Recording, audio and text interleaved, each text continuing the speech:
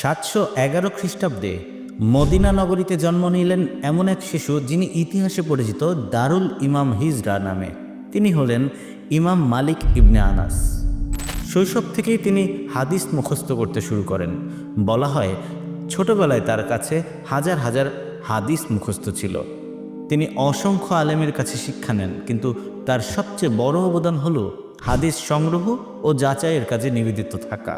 তার বিখ্যাত গ্রন্থ আল মুয়াত্তা, যেখানে 2000-এরও বেশি হাদিস ও সহিহ রেওয়াত একত্রিত করা হয়েছে, ইতিহাসের এটি প্রথম দিকের হাদিস সংকলন হিসেবে স্বীকৃত। ইমাম মালিক শুধু জ্ঞানীই নন, ছিলেন ন্যায়ের বাতিঘর। খলিফারা চেয়েছিলেন তিনি তাদের রাজনৈতিক ফতোয়া সমর্থন করুন, কিন্তু তিনি স্পষ্ট জানিয়ে দিলেন, আমি মানুষের নয়, আল্লাহর হুকুম মানি। এই অবস্থানের জন্য তিনি নির্যাতন ভোগ করেছেন, কিন্তু সত্য থেকে এক চুলও সরেননি। আজও আফ্রিকা, আন্দালুস, মাগরেব থেকে শুরু করে আরব বিশ্বের বহু অঞ্চলে মালিকি মাযহাব প্রচলিত। তার আল মুয়াত্তা শুধু একটি বই নয়, বরং এটি ইসলামী জ্ঞানের ভিত্তি হয়ে আছে যুগের পর যুগ।